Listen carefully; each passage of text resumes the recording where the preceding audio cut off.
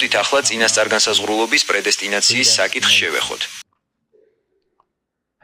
გასაკვირი არ არის, რომ ეს ქრისტიანული მოძღვრების ერთ-ერთი ყველაზე რთული სფეროა სრულად გასაგებად და სწორად განსამარტავად. თავიდანვე ვიტყვი, მე არ ვიზიარე ბიბლიის ინტერპრეტაციის ისეთ მეთოდს, როდესაც ღვთის მიერ ნათქვამ ერთ ჭეშმარიტებას იმის დასამტკიცებლად ვიყენებთ, თითქოს მას სხვა რამ არ უგულისხმია. ფიქრობ, ჩვენ გვჭირდება განმარტების ისეთი მიდგომა, რომელიც ადგილს უტოვებს ყველაფერს, რაც ღმერთმა ბრძანა და წერილის ერთ განაცხადს მეორესთან წინააღმდეგობაში არ მოიყვანს.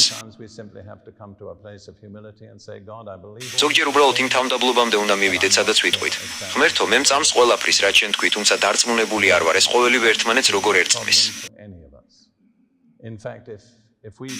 არ მგონია, რომ ეს რომელიმე ჩვენგანისთვის პრობლემას უნდა წარმოადგენდეს.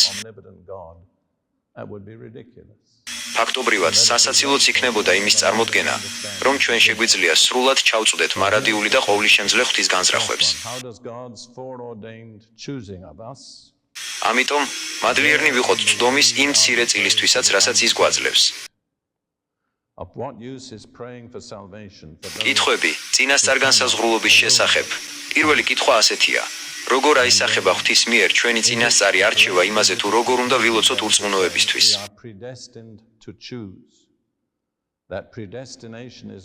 რა აზრი აქვს გადარჩენისთვის ლოცვას მათთვის, ვისაც არ შეუძლია ან არ სურს უფალთან მოსვლა? შემდეგ, არის თუ არა მართებული ბიბლიური დასკვნა იმის თქმა, რომ ჩვენ წინასწარ ვართ განსაზღვრული ასარჩევად და რომ წინასწარგანსაზღვრულობა ღვთის ნიჭია, თუ კი თავისუფალი მებასთან არსებობს. ასევე, აწყობს თუ არა ღმერთი გარემოებებს ისე, რომ ჩვენ იძულებულნი გავხდეთ მივიღოთ მისი ნება? ღვთის სუვერენიტეტის გათვალისწინებით, რა დანიშნულება აქვს ჩვენთვის თავისუფალ ნებას? როგორც ხედავთ, ყველა ეს კითხვა არსებითად ერთი და იმავე საკითხის გარშემო ტრიალებს.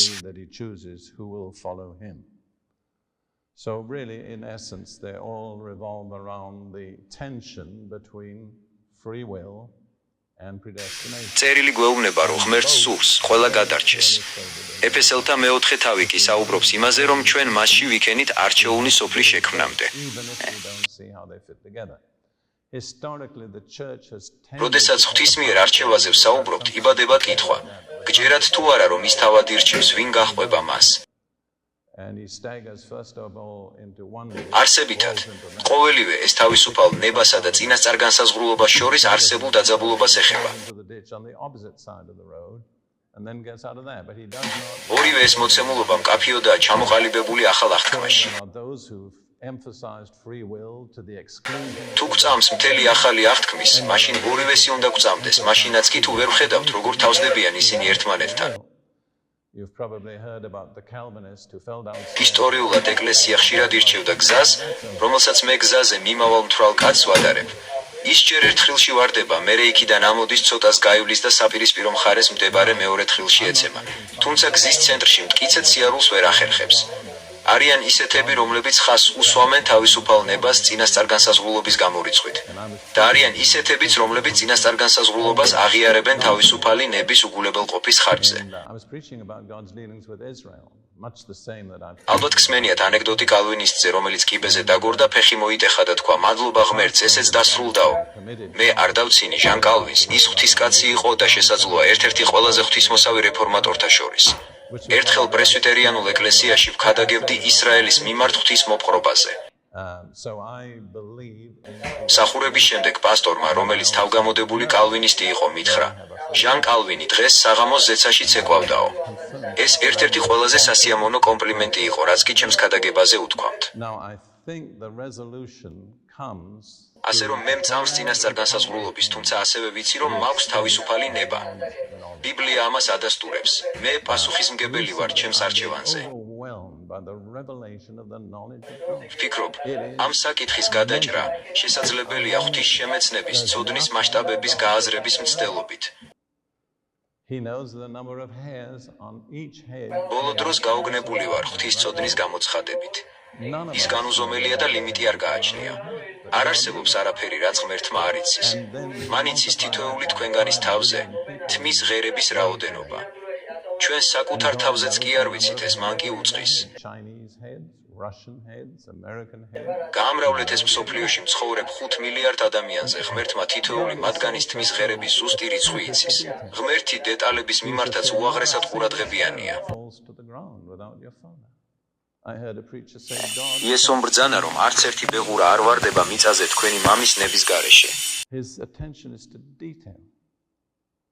ერთმა მქადაგებელმა ისიც კი თქვა, ღმერთი დროს იმისთვისაც კი პოულობს, რომ ბეღურას დაკრძალვას დაესწროსო. მე ასევე მწამს და ამას შეგიძლიათ დაუკვირდეთ. თუ თქვენ რაიმე სრულყოფილად ფლობთ და მას აბსოლუტურად იცნობთ, მაშინ გეცოდინებათ მისი მთელი წარსული და მომავალი. ნებისმიერი საგნის ან პიროვნების სრული ცოდნა ნებისმიერ დროში წდომას გაძლევთ მის მთლიან ისტორიასა და ხვალინდელ დღეზე. ამიტომაც მჯერა, რომ ღმერთმა უწყის ყველაფერი, რაც მოხდება. მიხარია, რომ მან ეს იცის, რადგან ის სრულად აკონტროლებს სამყაროს. რომ არსებობდეს თუნდაც ერთი რამ, რაც ღმერთმა არ იცის, მაშინ ის შეიძლება კონტროლს აღარ ექვემდებარებოდეს. Control. God never has an emergency. ღმერთს არასოდეს აქვს საგანგებო სიტუაცია. მან იცის რა ხდება. უწყის ჩვენი ცხოვრებისა და კაცობრიობის ისტორიის კურსი. თუმცა ის არ გვაიძულებს რაიმეს გაკეთებას. შეგიძლიათ ეს მიიღოთ. იმის გამო, რომ ის ჩვენ ინტიმურად გვიცნობს, მან წინასწარ იცის როგორ მოიქცევით ამა თუ იმ სიტუაციაში. He knows how we'll react in every situation. He knows the choices that we მან უწყის რა არჩევანს გავაკეთებთ, მაგრამ არ გვაიძულებს ამ არჩევანის გაკეთებას. I've thought of a little example which I'm not მაგალითი ანდერძის შესახებ მოგიყვანთ ერთ პატარა მაგალითს ადამიანურ ენაზე.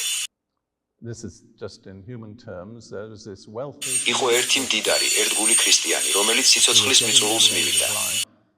and he had two sons. მას ორი ვაჟი ჰყავდა, ჯიმი და ჯეკი. Due respect to present day. მამას სურდა თავისი ქონების დიდი ნაწილი ღვთის სამეფოს საქმისთვის დაეტოვებინა, თუმცა მისი არც ერთი ვაჟი არ იყო მორწმუნე. Go to the თავის ანდერძში მან მიუთითა, რომ მის დაკრძალვაზე ერთ კონკრეტულ მქადაგებელს უნდა ეკადაგა.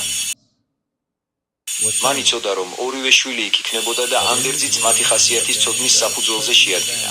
would preach his funeral sermon. როდესაც მქადაგებელმა იქადაგა, უფროსმა ვაჟმა ჯიმმა რეაგირება არ მოახდინა. ჯეკმა კი მოინანია. In the light of his knowledge. გული უფალს მიუძღვნა და საოცრად შეიცვალა. So when the evangelist როდესაც ანდერძი გახსნეს, აღმოაჩინეს, რომ ქონების უდიდესი ნაწილი სწორედ ჯეკს დარჩა. Jack, მიუხედავად იმისა, რომ ანდერძის დაწერის დროს ის ჯერ კიდევ არ იყო მოქცეული. then when they opened the ხედავთ, მამამ ზუსტად იცოდა, როგორ უპასუხებდნენ მისი შვილები კონკრეტულ სიტუაციას და თავისი გეგმაც ამის მიხედვით შეადგინა. although at the time the will was written, Jack was not converted. you see. თუმცა, მას არ უიძულებია შვილისთვის გადარჩენა. How his two sons ფაქტობრივად, ის დედამიწაზე აღარც იმყოფებოდა, როცა მისი შვილი გადარჩა. გეხმარებათ ეს მაგალითი? But he didn't compel his son to be saved. In fact, he wasn't. თუ არ გეხმარებათ, ნუ დაიბნევით. When his son got მე მწამს, რომ სწორედ ეს არის saved. Does გასაღები. that help you? Does it show you? If it doesn't help you, don't let it confuse you. გაოგნებული ვარ ღვთის აბსოლუტური ცოდნით ყოველი ადამიანისა და სიტუაციის მიმართ, უმცირეს მიკრობამდე და ბაქტერიამდე. By contemplating the total knowledge of God. მან იცის მათი მდგომარეობა. ეს არის განკურნების ერთ-ერთი საიდუმლოც. მან ზუსტად იცის ჩვენი სხეულის მდგომარეობა და უწყის როგორ მოაგვაროს იგი. He knows how they're behaving.